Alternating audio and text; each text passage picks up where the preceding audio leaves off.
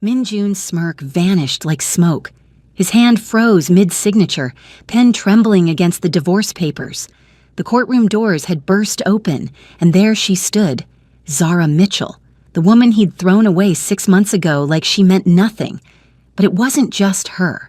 In her arms, wrapped in a blue blanket, was a baby. His baby. Their baby. "What the hell?" his lawyer whispered. Zara's heels clicked against the marble floor. Every eye in that Seoul courtroom turned to watch this black woman walk toward the most dangerous man in Korea like she owned him. Her natural curls framed her face, and those brown eyes, God, those eyes he'd tried to forget, burned into him. "Sign those papers, Min-jun," she said, voice steady as steel. "But first, meet your son." Everything went silent. "My son?" The words barely left his throat. 3 months old, born premature because I cried myself into early labor the night you told me I was just a fucking distraction. She laid the baby on the table between them. "You wanted the divorce? Fine. But you're going to look at what you're walking away from." The baby's eyes opened. Dark, almond-shaped. His eyes. Min-jun's fiancée, sitting beside him in her designer hanbok, gasped. "Jun, you said there was no one else." "There wasn't," he lied, but his hand reached toward the baby before he could stop himself. The judge called for order, but Min-jun couldn't hear anything over the sound of his own heartbeat. Zara stood there, back straight, chin up, looking nothing like the woman who used to melt in his arms. This woman was armor and rage. "Ms. Mitchell," the judge began, clearly unprepared for this drama. "This is highly irregular. So is lying about being engaged while you're sleeping with someone else." Zara cut in, her accent, that beautiful mix of American English with a hint of Southern honey, filling the room. "I'm not here to stop the divorce. I'm here to establish paternity and child support. I have the DNA results." She slapped a manila envelope on the table. Min-jun's world tilted. His fiancée, Hae-won, the daughter of the Busan syndicate boss, stood up. "This is absurd. Jun, tell them it's true." The words fell from his mouth like stones. Everywhere went silent. Hae-won's face went white, then red. You bastard!" Her hand connected with his face, the slap echoing through the courtroom. "My father will kill you for this humiliation." She stormed out, her family's guards following. "Good.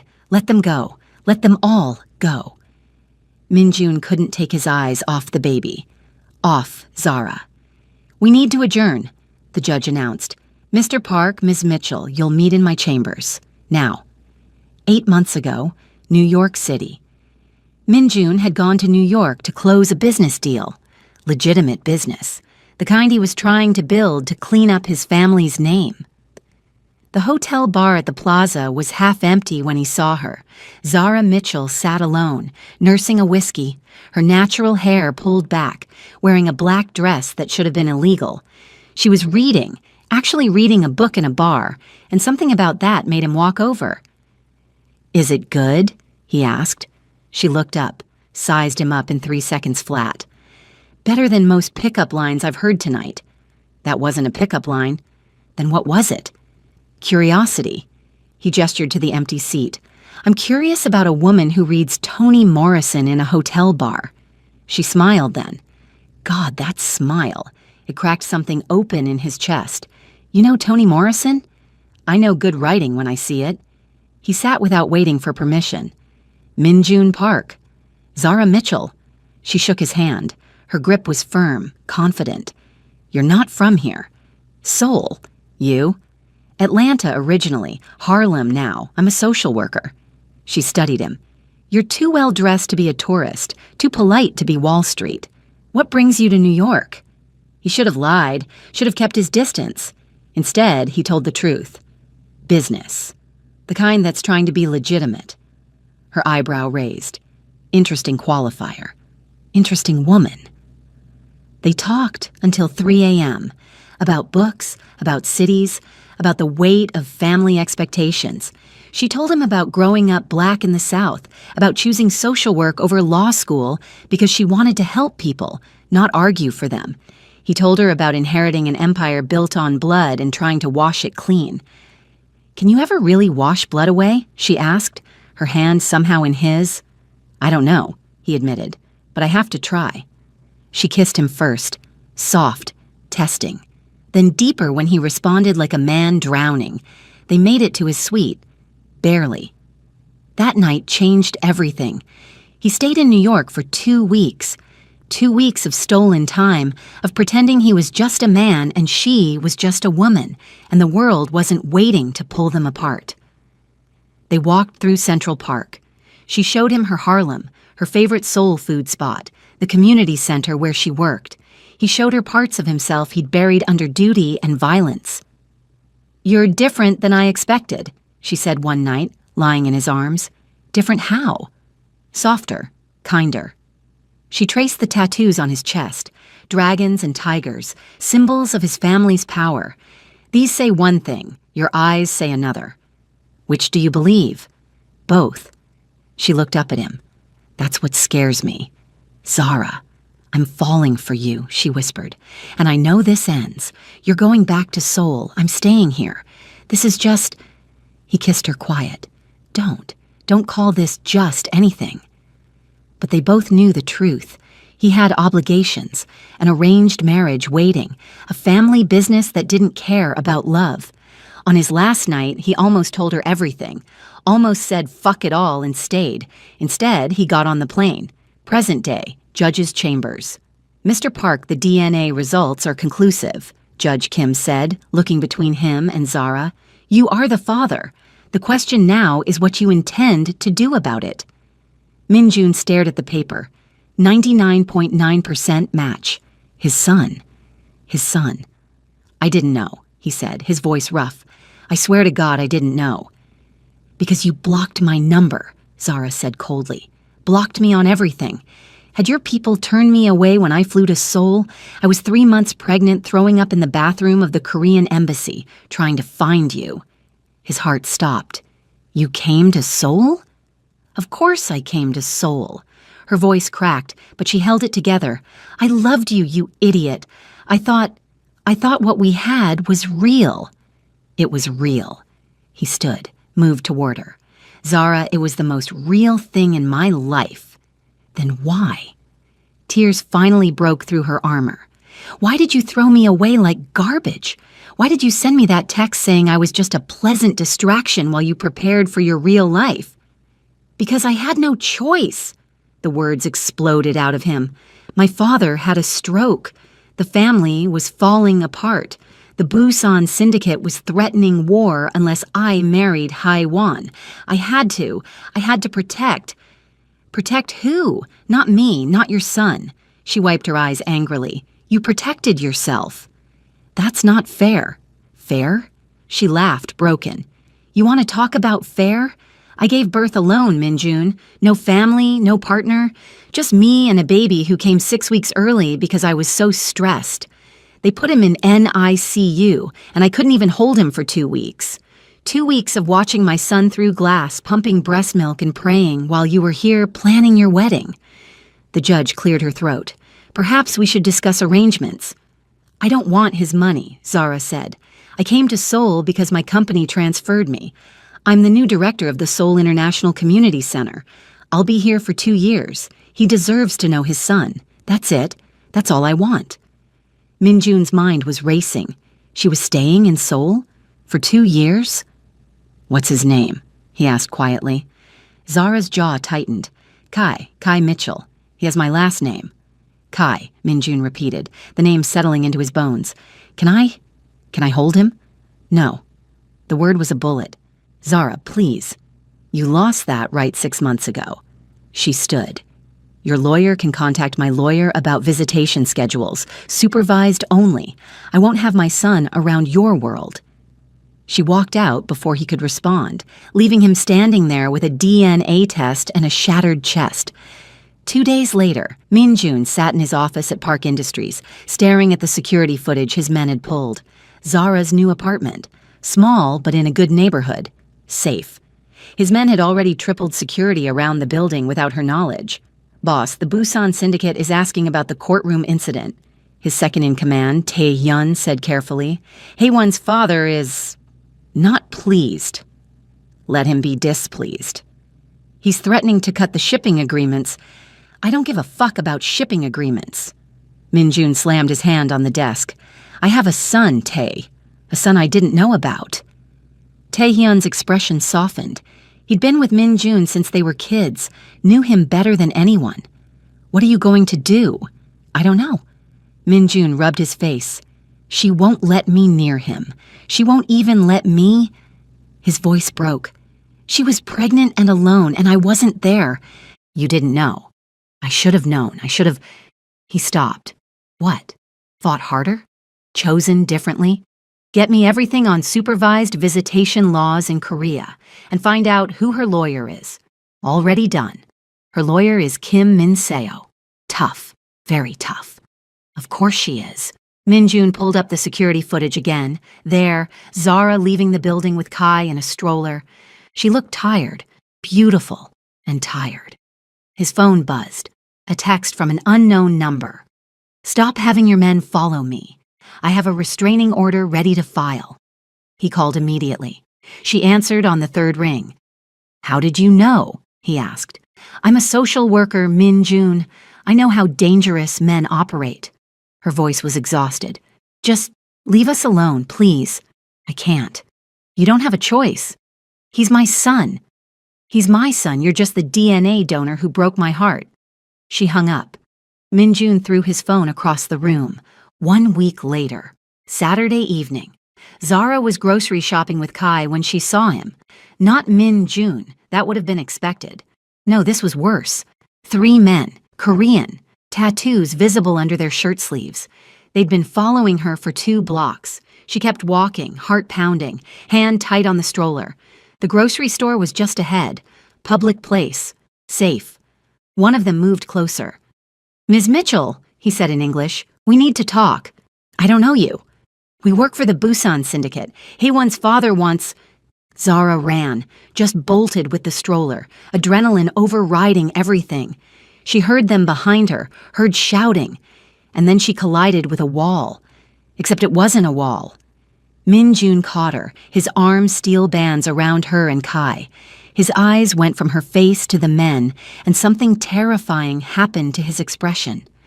Touch her, he said quietly, and I'll burn Busan to the ground.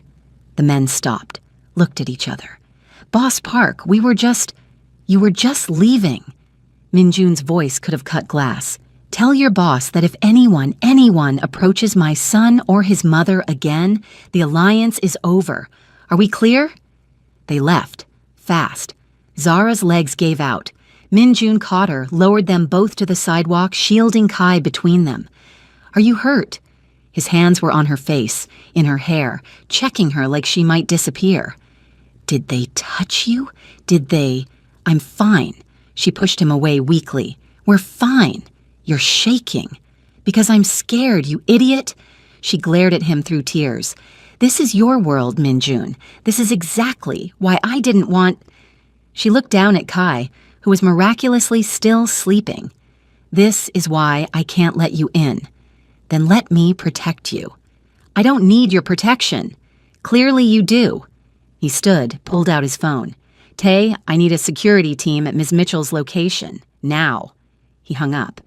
You're not going home alone. You can't just watch me. He picked up her dropped groceries. You're staying at my place tonight. The hell I am. Zara. He looked at her, and God, his eyes were desperate. Please, just for tonight, let me keep you both safe. Then you can go back to hating me. She wanted to fight, wanted to tell him to go to hell, but Kai was with her, and she was terrified. 1 night, she whispered. That's it. Min-jun's penthouse was ridiculous. Floor-to-ceiling windows overlooking Seoul, minimalist furniture that probably cost more than her yearly salary. Art on the walls that belonged in museums. Guest room is this way, he said, carrying her bags like it was normal to have his ex and secret baby staying over. I had my housekeeper set up a crib. If it's not right, it's fine. The room was bigger than her entire apartment. The crib was high-end, probably custom-made, already stocked with diapers and supplies in Kai's size. Minjun stood in the doorway, watching her settle Kai down. The baby stretched, yawned, those tiny fingers curling. "Can I—" Minjun started. "Can I just look at him? I won't touch. Just look." Zara's heart cracked. She nodded. Minjun approached like Kai was made of smoke. He knelt beside the crib, and Zara watched his face transform, soften, break open. "He has your nose," Minjun whispered, "and your mouth, but those eyes are yours." Zara sat on the bed, suddenly exhausted. "He's a perfect mix of us." "I'm sorry." Minjun's voice cracked. "God, Zara, I'm so fucking sorry. For all of it. For not being there. For not knowing. For—" He stopped, jaw working. "You shouldn't have been alone." "No, I shouldn't have." She wrapped her arms around herself. "But I was, and I survived. We survived. You shouldn't have had to just survive." He finally looked at her. "I loved you. I love you. That text I sent, it was a lie. I was trying to push you away before you got hurt, before my world swallowed you whole." "How'd that work out?" He laughed bitterly, clearly not well. Kai made a small sound in his sleep. They both froze, watching him, waiting. He settled. "He does that sometimes," Zara said softly. "Little dream noises. The doctor says it's normal." "What else does he do?" "He's starting to smile. Real smiles, not just gas. He likes music. I play him Nina Simone and he calms right down. He hates baths, but loves being wrapped in his towel after." She smiled despite herself. "He's a good baby. Sleeps 4-hour stretches now." Minjun drank in every word like water in a desert. "I want to know him," he said. "I want to know everything. His favorite songs, his sleeping schedule, what makes him laugh. I want—" He stopped. "I know I don't deserve it, but I'm begging you. Let me be his father." "It's not that simple." "I know. I know my world is dangerous. I know you hate me. I know I fucked up beyond repair." He moved closer. "But he's mine, Zara. He's ours. And I will burn down everyone who threatens him. I'll leave the business if that's what it takes. I'll—" "Stop." She held up a hand. "You can't just make promises you can't keep." "I'm not." His eyes were fierce. "I called off the engagement, officially, today. Haywan's father can go to hell. The business can go to hell. My family can go to hell. I choose you. I choose him. I choose—" "You're just saying what I want to hear." "Am I?" He pulled out his phone, showed her headlines in Korean. She couldn't read them, but she saw the photos. Min Jun in a press conference. Haywan looking furious. "What does it say?" "Park Air calls off syndicate marriage, acknowledges secret son." "I went public. The whole country knows now." Zara's breath caught. You didn't have to—" "Yes, I did." He put the phone away. "You were right. I was protecting myself, protecting my comfortable life. But there's nothing comfortable about living without you. There's nothing worth protecting if I lose you both." She wanted to believe him. God, she wanted to. "I need time," she whispered, "to trust you again, to believe this is real." "I'll give you time. All the time you need." He stood to leave, then paused. "But I'm not going anywhere, Zara. Not this time." He left her sitting there, heart pounding, world tilting again. 3 days later, Zara's best friend, Keisha, flew in from New York. One look at Zara's face, and she knew everything. "Girl," Keisha said, dropping her bags and pulling Zara into a hug, "you look like you've been hit by a truck." "Feel like it too." Zara sank into her best friend's arms. They'd known each other since college, been through everything together. If anyone could make sense of this mess, it was Keisha. They sat in Zara's apartment, the one Minjun had somehow upgraded without asking, now with security guards visible at every entrance. "So let me get this straight," Keisha said, bouncing Kai on her knee. "Korean Mafia boss, secret baby, dramatic courtroom reveal, and now he's declaring his love?" That's the summary. "And you believe him?" "I don't know what I believe." Zara collapsed on the couch. One minute I'm ready to forgive him. The next I remember crying myself to sleep for months. Remember thinking I wasn't enough, that I was just some American fling. But he says that wasn't true. He says he was protecting me. By breaking your heart? Yeah, Zara laughed bitterly. Apparently, that was the plan. Keisha was quiet for a moment, studying Kai. He's beautiful, Z, and he deserves to know his father. I know, but you deserve to protect your heart, too. Keisha looked at her. What does your gut say? My gut says he's telling the truth, that he really did love me, that he's really trying to change.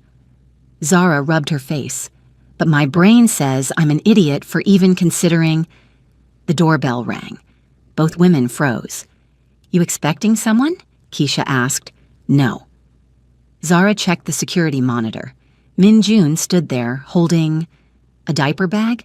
She opened the door. What are you doing here? I brought supplies. He held up the bag.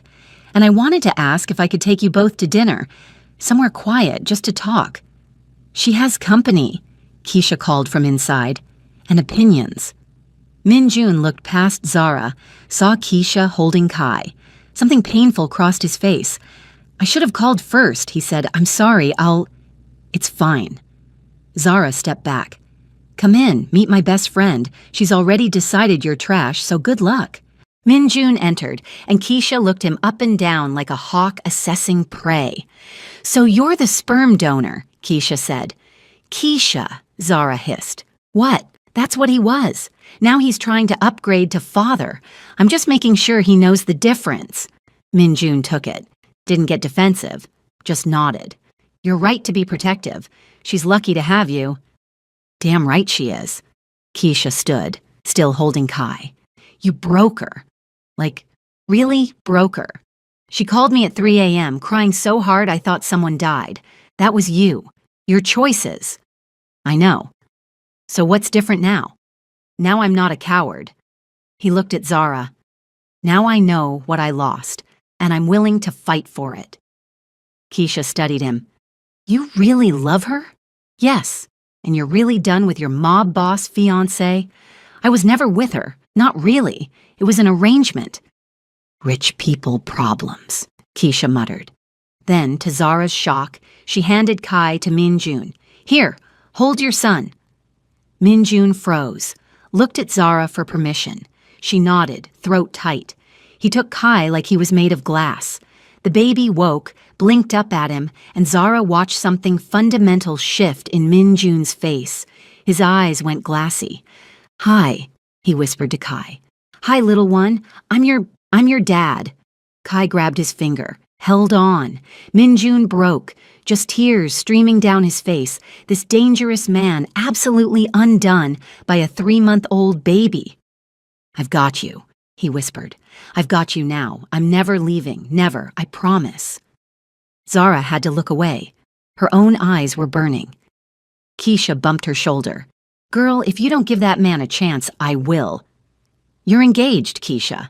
I know, but damn, that's some romance novel shit right there. Despite everything, Zara laughed. They did go to dinner. The 4 of them, Zara, Min Jun, Keisha, and Kai. Min Jun chose a private restaurant, quiet and safe, where they could talk. So what's it like? Keisha asked Min Jun. The whole Korean Mafia thing. Keisha, Zara kicked her under the table. What? I'm curious. We don't have many mob bosses in Harlem. Min Jun smiled slightly. It's not like the movies. It's business. Complicated, often dangerous business. But I'm trying to legitimize our operations. My father built an empire on fear.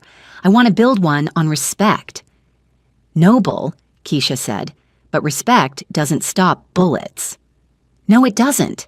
He looked at Zara, which is why I'm hiring the best security in Asia for all of you.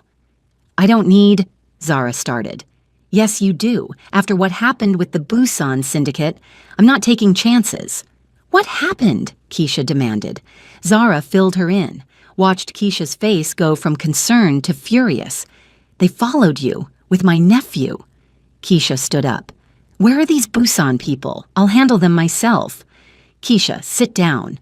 I'm serious. Nobody threatens my family. Minjun was watching Keisha with something like admiration. I like her. Everyone does, Zara said, until she's yelling at them. I don't yell, I express myself with emphasis. They laughed. For the first time in months, Zara felt something like normal, like maybe, possibly, this could work. Later, after Keisha had excused herself to call her fiancé, Marcus, Minjun turned to Zara. Can I ask you something? Sure. When you were pregnant, what was the hardest part? The question surprised her. She expected him to ask about them, about their relationship, not this. The loneliness, she admitted. Every milestone, every doctor's appointment, every moment I felt him kick. I was alone. I wanted to share it with you so badly it hurt. His hand found hers on the table. Tell me now. Tell me everything I missed. So she did. Told him about the first ultrasound, about finding out the gender, about the moment she went into early labor and was terrified she'd lose him, about the NICU, about pumping milk and leaving it for the nurses to give Kai because she couldn't hold him yet. Minjun listened to every word, hand gripping hers like a lifeline, tears running freely. I'm sorry, he kept saying. I'm so sorry. I know, she whispered. I know you are. Keisha came back, saw them holding hands, and smiled. Well. Don't start, Zara warned. I'm not starting anything. I'm just saying it's nice to see you not looking dead inside. Jesus, Keisha. I speak truth. She sat down. Now, Minjun, tell me about this security situation.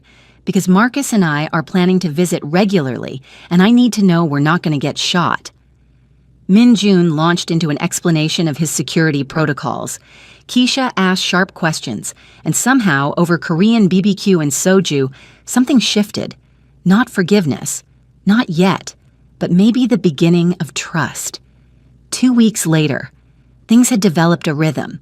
Minjun came by every evening to see Kai. Zara let him help with bath time, let him hold the baby while she showered, let him exist in their space. It was terrifying how easily he fit. Keisha had gone back to New York but called daily. How's baby daddy? Became her greeting. Stop calling him that, Zara said. Why? That's what he is. It's weird. What's weird is you two playing house but not talking about your feelings. We're talking about the baby, not about you, not about what happens next. Keisha was right, of course. They'd carefully avoided talking about anything deeper than Kai's feeding schedule, until the night everything changed. Zara was getting ready for bed when the dizziness hit, just a wave of vertigo that sent her gripping the bathroom counter. Then another. Then her vision blurred. She tried to call out, but her voice wouldn't work. The last thing she heard was Kai crying and footsteps running. She woke up in a hospital. Minjun was there, holding Kai, pacing like a caged animal. When he saw her eyes open, relief crashed over his features. Thank God, he breathed. Thank God you're awake. What happened? Her voice was scratchy. You collapsed. I found you on the bathroom floor. You weren't responding. His voice shook. I thought. A doctor entered. Ms. Mitchell, you're severely anemic and dehydrated. When did you last eat a full meal? Zara tried to remember. I don't know. 2 days ago? 2 days. Minjun stared at her. Zara, what the hell? I've been busy, working full-time, taking care of Kai alone. She stopped. Is Kai okay? Kai's fine. I've been feeding him the bottles you keep in the fridge. He's perfect. Minjun handed the baby to her. You're the one who's not fine. The doctor says you've been running yourself into the ground. I have to. I'm a single mother. You're not single. The words exploded out of him. Stop acting like you're alone. I'm here. I've been here every day. Why won't you let me help? Because I'm scared, she shouted back, then immediately regretted it when Kai startled. She soothed him, voice dropping. I'm scared, okay? I'm scared to need you, to depend on you, because what happens when you leave again?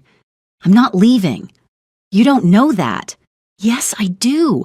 He ran his hands through his hair. God, Zara, what do I have to do? How do I prove I'm not going anywhere? I don't know. Then I'll wait. I'll wait until you believe me. but stop killing yourself in the meantime. Please. He sat on the edge of the hospital bed. Move in with me. What? Move in with me, you and Kai. I have space. I have staff who can help. You can focus on work and healing and not collapsing from exhaustion. That's not... If it's about us, I'll sleep in a different wing. You'll never have to see me, but please, let me take care of you both. That's all I'm asking. The doctor cleared her throat. For what it's worth, Ms. Mitchell, you need help. New mothers often don't realize how much they're sacrificing until their body gives out. You're lucky this wasn't more serious. Zara looked down at Kai, at this perfect little human she'd been trying so hard to protect. Maybe Keisha was right. Maybe she needed to let someone in. Okay, she whispered. Minjun's head snapped up. Okay, 1 month trial. If it's not working, it'll work. He took her hand. I promise it'll work. 1 week later, living with Minjun was surreal. The penthouse that had seemed cold before was now full of baby supplies, her books, her music. Minjun had given her the entire east wing, bedroom, bathroom, small kitchenette, sitting area, her own private space, but increasingly she found herself in his space. Tonight she couldn't sleep. Kai was down for his longest stretch, and the silence was deafening. She wandered to the living room, found Minjun on the balcony, whiskey in hand. Can't sleep either, she asked. Too much on my mind. He glanced at her. You okay? Yeah, just restless. She joined him at the railing, Seoul spread out below them, glittering. It's beautiful. It is. But he was looking at her, not the city. Minjun, I love you. He said it simply, plainly. I know you don't want to hear it. I know I don't deserve to say it, but I need you to know. Every day, I love you more. Watching you with Kai. Watching you rebuild your strength, watching you exist in my space like you were always meant to be here. It kills me that I let you go once. You were trying to protect me. I was a coward. He set down his glass. My father wanted the marriage, the syndicate wanted the alliance, and I told myself I was being noble, letting you go. But really, I was just scared. Scared of what choosing you would mean, scared of disappointing everyone. And now? Now I'm more scared of losing you. He turned to face her fully. I know we're not there yet. I know you still don't trust me, but I'm asking you to try. Give me a chance to prove I'm the man you thought I was in New York, because he's real, Zara. He's who I am when I'm with you. She wanted to fight it, wanted to stay protected. Instead, she kissed him. It was soft at first, tentative, then deeper, desperate. Months of pain and longing and love all crashed together. Minjun's hands cupped her face like she was precious, like she might break, and God, she'd miss this. Missed him. When they finally broke apart, both breathing hard, he pressed his forehead to hers. Tell me this is real, he whispered. Tell me I'm not dreaming. It's real. She laughed, crying. I still don't completely trust you. I'm still scared. But I'm tired of being alone. I'm tired of pretending I don't love you. Say it again. I love you, Minjun Park, even though you're an idiot. He kissed her again, and again. They made it to the couch, almost made it further before Kai's cry echoed through the penthouse. They froze, looked at each other, laughed. Welcome to parenthood, Zara said. Best job I'll ever have. Minjun stood, pulled her up. Let's go get our son. Our son. The words settled into her heart. 2 months later. Keisha's second visit to Seoul coincided with her fiancé Marcus finally proposing a wedding date. They decided to do a destination wedding. Seoul, specifically. Because I want to make sure baby daddy doesn't backslide, Keisha explained. And Korea's gorgeous. Win-win. They were dress shopping, all 4 of them. Keisha, Zara, Marcus, and Minjun, with Kai sleeping peacefully in his designer stroller. This is so weird, Keisha said, trying on her 5th gown. You and Marcus are getting along like you're best friends. It was true. Marcus, a lawyer from Brooklyn, and Minjun had bonded over something. Zara suspected whiskey and late-night conversations about difficult women, as they lovingly called them. Your girl is something else, Marcus told Min-jun while the women tried on dresses. Put up with Keisha's crazy for 3 years. That's commitment. Zara's stronger, Min-jun said, watching her through the boutique window. She raised Kai alone, built a life in a foreign country, forgave me when she shouldn't have. You really love her, more than anything. Then make it official. Marcus clapped his shoulder. Marry her. Min-jun had been thinking the same thing. 1 week later, Saturday evening, Min-jun had planned everything carefully. Keisha and Marcus were in on it. So was Tae-hyun. Even Kai had a role, though he wouldn't remember it. They were at a private beach house outside Seoul. Min-jun had told Zara it was just a weekend getaway, a chance to relax before Keisha and Marcus's wedding took over their lives. Dinner was perfect. Catered by her favorite restaurant, wine that cost more than her first car, sunset painting the sky. Kai was with them in his carrier, cooing at the waves. This is nice, Zara said, leaning back in her chair. Peaceful. Too peaceful? Min-jun asked. No such thing. She smiled at him. Thank you for all of this, for the last few months, for being patient while I figured out how to trust again. I'd wait forever for you. Hopefully you won't have to. She reached across the table, took his hand. I want to make this official. Us. I want to stop pretending we're just co-parenting. I want... Marry me. She stopped. What? Min-jun stood, came around the table and knelt, pulled out a ring box. Inside was a ring that made her gasp. A deep blue sapphire surrounded by diamonds, the color of the sky the night they met. Marry me, he repeated. I know it's fast. I know we've been through hell. But I also know I want to wake up with you every day. I want to raise Kai together. I want to give you more babies if you want them. I want to grow old arguing about whose turn it is to change diapers. He smiled through tears. Marry me, Zara Mitchell. Make me the luckiest man alive. She was crying, full-on sobbing. You're serious? Dead serious. You want to marry me? The woman who showed up at your divorce hearing with a baby? Best day of my life, that hearing. He laughed. You walking in like an avenging angel. I've never been so terrified and turned on. Oh my God, you're ridiculous. Is that a yes? Yes! She pulled him up, kissed him hard. Yes, yes, 1,000 times yes. He slipped the ring on her finger. Perfect fit. Of course. Kai chose that moment to make a sound, something between a coo and a laugh. They both looked down at their son. He approves, Min-jun said. He better. This was probably his idea. From behind them, Keisha and Marcus emerged from the house, champagne in hand. Finally, Keisha yelled. I thought you'd never ask. You knew, Zara demanded. Of course I knew. He asked for my blessing 2 weeks ago. Keisha pulled her into a hug. Welcome to the engaged club, babe. Marcus shook Min-jun's hand.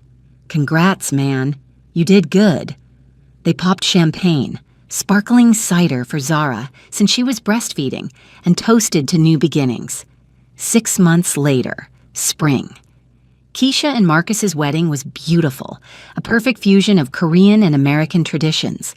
Zara stood as maid of honor, Kai as the world's cutest ring bearer. Min-jun carried him down the aisle. During the reception, Min-jun pulled Zara onto the dance floor. Your turn next, Keisha called. I want to be pregnant at your wedding. Working on it, Marcus laughed. Zara blushed. She and Min-jun had been planning their own wedding, something small, intimate, just family and close friends. Are you happy? Min-jun asked, holding her close. Ridiculously happy. She looked up at him. Sometimes I can't believe this is real, that we made it here. We almost didn't, but we did. She kissed him softly. We survived the worst. Everything else is easy. I love you. I love you too. Kai, dancing with Keisha nearby, reached for his parents. They took him, the three of them swaying together. Perfect family, Tae-hyun said, watching from the bar. He'd brought a date, a sweet museum curator he'd met through Min-jun's legitimate business ventures. Things were changing, getting better. As the night wore on, speeches were made. Marcus told embarrassing stories about Keisha. Keisha told worse stories about Zara. Minjun stood and raised his glass. To second chances, he said. To forgiveness. To the woman who walked into my life and changed everything. He looked at Zara. And to the son who brought us back together. To family. To family, everyone echoed. Later, after Kai was asleep in his hotel room with a trusted nanny, after Keisha and Marcus had left for their honeymoon, Zara and Minjun sat on their balcony. "Thank you," she said quietly. "For what?" "For fighting for us. For not giving up. For being the man I needed you to be. Thank you for letting me try." He pulled her into his lap. "For giving me a second chance I didn't deserve. Everyone deserves a second chance. Even Korean Mafia bosses, especially Korean Mafia bosses." She smiled. "Besides, you're not that anymore. You're just Minjun, Kai's dad, my fiancé, the man who makes me breakfast and does midnight diaper changes and loves me even when I'm a mess." "You're never a mess. I'm always a mess. My favorite mess, then." They kissed under the stars, the Seoul skyline glittering around them, and Zara thought about that night in New York. How lost she'd been. How lost they'd both been. Sometimes love wasn't enough the first time. Sometimes it took pain and growth and coming back together stronger. Sometimes the story didn't end at the divorce hearing. Sometimes it was just beginning. 2 years later. Zara Park, she'd taken his name to his eternal delight, stood in the nursery rocking her daughter, Amara, while Kai played with blocks on the floor. Minjun appeared in the doorway, looking exhausted but happy. Park Industries was fully legitimate now. No more syndicate ties. No more danger. Just business. Just family. "How are my loves?" he asked. "Perfect," Zara said. "Your daughter has your lungs. She's been screaming for an hour." "That's my girl." He took Amara, who immediately calmed. "See? Daddy's got you." Kai toddled over. "Daddy, play." "In a minute, buddy. Let's get your sister to sleep first." Keisha and Marcus video called from New York, their own baby, a daughter named Zara, which made her cry, visible in the background. "Miss you guys," Keisha said. "Miss you too, but we'll be there next month. Can't wait. Also, Mom wants to know when you're having number 3. "Tell your mom we're maxed out at 2. Zara laughed. They talked for an hour, caught up, made plans. When they finally hung up, Minjun put both kids to bed and pulled Zara to their bedroom. "Alone at last," he murmured, "for approximately 3 hours until one of them wakes up. I'll take it." He kissed her slow and deep. "Have I told you lately that you're incredible?" "Not since this morning." Slacking. He kissed her neck. "You're incredible. Amazing. The best thing that ever happened to me. Even better than threatening to burn down Busan? Way better than that." She laughed, pulled him down to the bed. "I love you, Minjun Park." "I love you, Zara Park." He kissed her again. "Thank you." "For what?" "For walking into that courtroom, for not giving up, for loving me even when I was an idiot." "Still an idiot sometimes. But you're idiot." "My idiot," she agreed. Outside, Seoul hummed with life. Inside, they created their own world, messy and chaotic and absolutely perfect. Sometimes the best love stories started with a divorce hearing. Sometimes they started with a baby. Sometimes they started with a black woman walking into a Korean courtroom and changing everything. And sometimes, if you were lucky, they ended with a family, a real family, forever.